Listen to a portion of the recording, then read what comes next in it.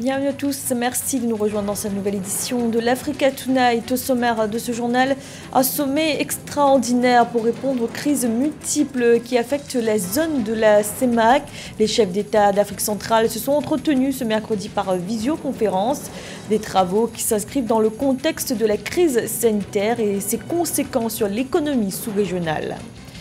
Ouverture d'un premier vaccinodrome intelligent au Maroc. La structure a été mise en place dans la périphérie de Casablanca et doit permettre de numériser le parcours d'un patient de son enregistrement jusqu'à sa vaccination. Et les groupes de la CAN 2022 connus, le tirage au sort avait lieu ce mardi à Yaoundé. Le Cameroun, pays hôte de la compétition, hérite du groupe A avec un premier match qui se jouera contre le Burkina Faso. Mais tout d'abord, le procès de l'assassinat de Thomas Sankara débutera le 11 octobre prochain. Celui qui est considéré comme le père de la révolution burkinabé, véritable icône panafricaine, avait été tué le 15 octobre 1987 lors d'un coup d'État. Coup d'État qui avait mené au pouvoir l'ancien président Blaise Compaoré, qui comparaîtra aux côtés de 12 autres accusés, dont le général Gilbert Diendéré. Ils seront jugés pour atteinte à la sûreté de l'État, complicité d'assassinat et complicité de recel de cadavres. 34 ans que les familles des victimes attendaient l'ouverture de ce procès. Les chefs d'État de la CEMAC, la communauté économique et monétaire d'Afrique centrale, se sont réunis ce mercredi en visioconférence. Un sommet extraordinaire dans le contexte de la pandémie de Covid-19 qui impacte l'économie sous-régionale. Il a notamment été question du plan de riposte post-crise sanitaire, mais également des crises multiples auxquelles la zone CEMAC continue de faire face. Le président camerounais Paul Biya, également président en exercice de la CEMAC, s'exprimait à l'ouverture du sommet. On l'écoute.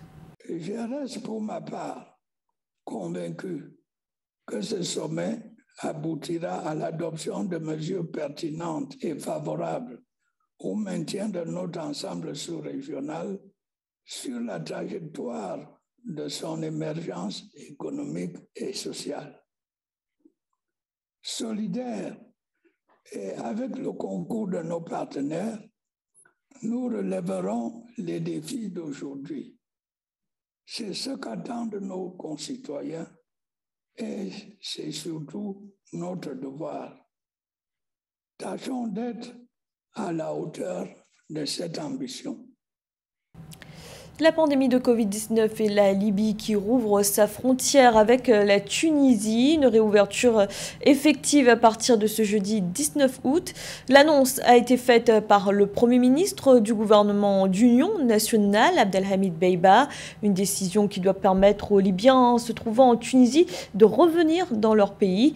La Tunisie où la situation sanitaire se dégrade. Nathalie Mo. Le Premier ministre libyen Abdulhamid Dibibé a instruit les ministères de l'Intérieur et des Transports d'ouvrir les frontières terrestres et de rétablir le trafic aérien avec la Tunisie à partir du 19 août 2021. Cette décision se fonde sur les recommandations du comité de suivi sur le statut des citoyens bloqués en Tunisie. Il est question de permettre aux Libyens de revenir dans le pays alors que les conditions sanitaires et humanitaires se dégradent en Tunisie. Si je suis libyen et que je peux aller à la Libye me faire vacciner contre cette maladie, alors que peut-être en étant dans d'autres pays, je n'ai pas cette possibilité, alors ce serait facile pour tout concitoyen libyen de se procurer à ce jour une dose de vaccin. Avec l'effondrement du système de santé consécutif aux crises politiques répétitives dans le pays, la Tunisie est devenue pour les Libyens une destination prisée pour le tourisme médical. Depuis avril 2021, les deux pays sont liés par plusieurs accords de partenariat dans le secteur du tourisme de santé. Depuis le début de la pandémie, la Libye qui compte quelques 7 millions d'habitants et où les infrastructures sanitaires ont été fragilisées par une décennie de conflits, est actuellement, comme tout autre pays, confronté à cette maladie qui est la Covid-19. Sachant actuellement que toute personne peut contracter la maladie, le virus, il serait donc judiciable pour la Libye de penser à sa population. La Libye avait fermé ses frontières avec la Tunisie le 8 juillet 2021 suite à la hausse des cas de Covid-19 dans ce pays voisin. Le gouvernement libyen a récemment lancé une campagne de vaccination contre le Covid-19 visant les ressortissants locaux et étrangers âgés de 18 ans et plus. Le Centre national de contrôle des maladies a déclaré que 413 883 personnes sur une population d'environ 6,5 millions d'habitants ont déjà été vaccinés. Et face à une nouvelle vague de contamination, le Maroc entend accélérer la vaccination. Le Royaume a ainsi mis en place un vaccinodrome intelligent dans la périphérie de Casablanca, un centre connecté qui assure un suivi numérique des patients de leur enregistrement jusqu'à leur vaccination, avec à la clé le fameux QR code. Marie-Raphaël Tolo. Le Maroc met en service son tout premier vaccinodrome high-tech contre le Covid-19. Ce vaccinodrome intégré mis en service dans la périphérie de Casablanca va permettre de numériser le parcours d'un patient depuis l'enregistrement jusqu'à la vaccination en passant par un dépistage du Covid avec un QR code à scanner à chaque étape. À la ville de Rahma, on a eu une forte demande pour la vaccination, d'où la pertinence du projet. Donc, comme vous avez vu, c'est un projet qui est là pour accélérer la cadence de la vaccination, surtout après l'élargissement des bénéficiaires aux plus de 20 ans.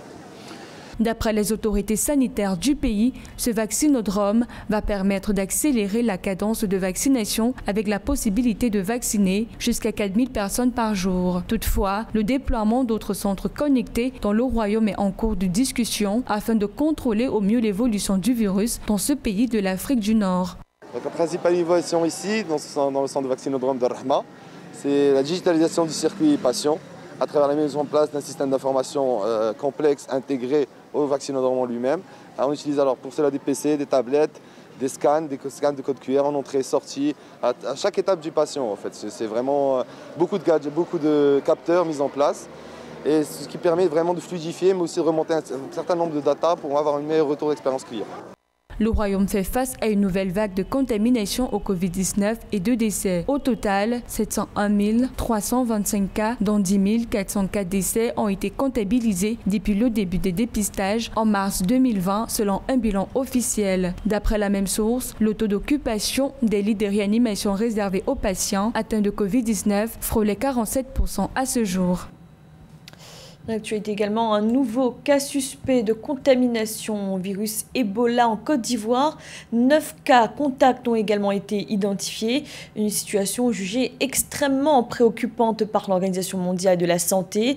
Samedi dernier, la fièvre hémorragique avait été détectée chez une jeune Guinéenne qui est toujours traitée dans un hôpital d'Abidjan.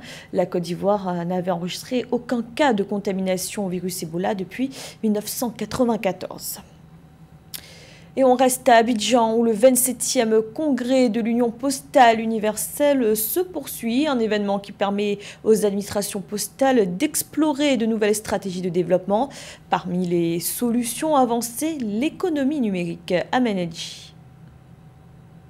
En Afrique et dans le monde, le numérique constitue un puissant levier pour le développement de la communauté postale. À cause de son impact considérable sur toutes les branches de l'économie en termes d'innovation, il devrait être un facteur d'accélération pour les postes africaines et mondiales.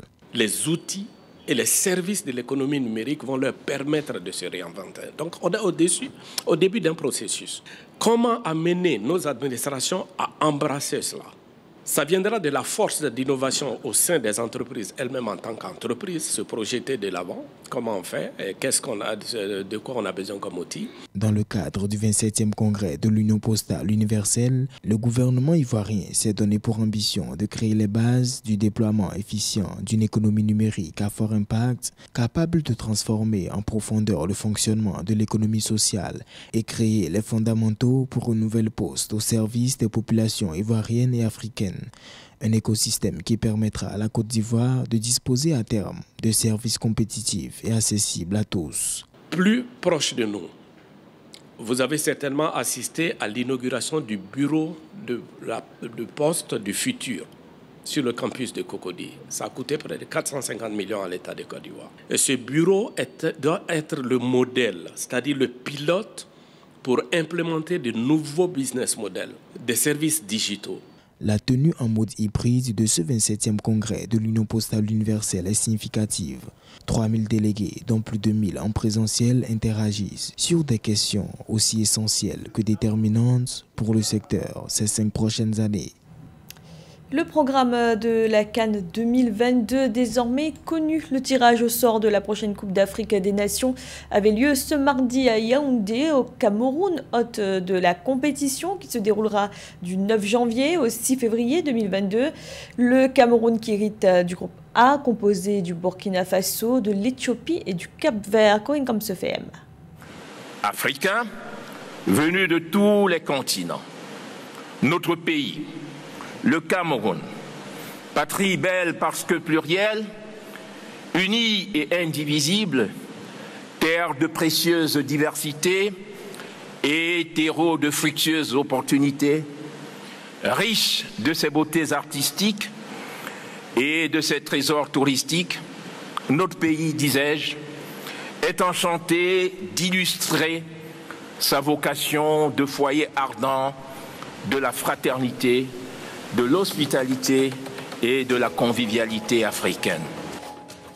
Le Cameroun a donné le ton au Palais des Congrès de Yaoundé lors de la soirée de tirage au sort de la CAN Total Énergie 2021. Cérémonie chatoyante qui a fait découvrir au prestigieux public la richesse culturelle du Cameroun et de l'Afrique en danse et musique. Plus aucun doute n'est permis, la fête sportive de l'Afrique se tiendra bel et bien au Cameroun du 9 janvier au 6 février 2022. Il y a quelques années de cela, on se plaignait, tout le monde se plaignait parce que malheureusement le Cameroun n'organisait pas la CAN à temps. Et puis aujourd'hui, regardez, on a des installations exceptionnelles à la hauteur de ce qu'on peut voir dans les grands championnats et lors des grandes compétitions internationales. Donc on n'a rien à envier à ces nations de football.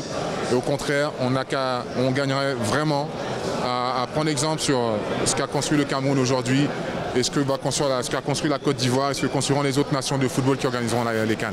À l'issue des tirages au sort de la 33e CAN, l'Algérie, tenant du titre et logée dans le groupe E, s'en sort avec une équation très jouable. Elle fera face à la Sierra Leone et la Guinée équatoriale. La Côte d'Ivoire apparaît toutefois comme un adversaire de taille. Le Cameroun, pays hôte, 5 fois champion d'Afrique, affrontera dans le groupe A le Burkina Faso, l'Éthiopie et le Cap-Vert. Je dirais que nous sommes dans une belle poule. Nous avons, c'est vrai, des bonnes nations de football en face. Et je crois qu'en football, on dit rien n'est facile, mais nous avons l'opportunité de donner le meilleur de nous pour passer au second tour. Lorsqu'on aborde ce genre de compétition, surtout l'équipe qui joue à domicile, c'est vrai, ils auront le 12e joueur, mais c'est aussi une pression parce qu'il faut satisfaire, parce qu'on a peur de mal faire. Autre favori, le Sénégal. C'est avec beaucoup d'assurance que les Lions de la Teranga vont croiser dans le groupe B le Zimbabwe, la Guinée et le Malawi. Pour sa première participation, la Gambie essayera tant bien que mal d'accéder au second tour en affrontant dans le groupe F la Mauritanie, le Mali, mais surtout la Tunisie. Avant le tirage, j'ai mes idées, mes favoris, et c'est presque le tirage de mon rêve.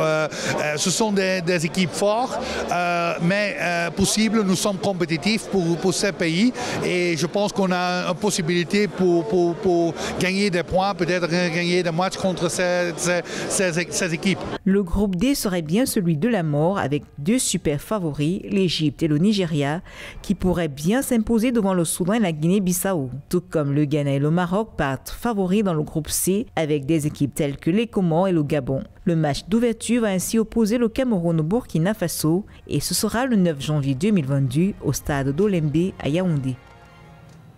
C'était le journal de la rédaction. Merci de l'avoir suivi. Retrouvez dans un instant une nouvelle édition de l'information.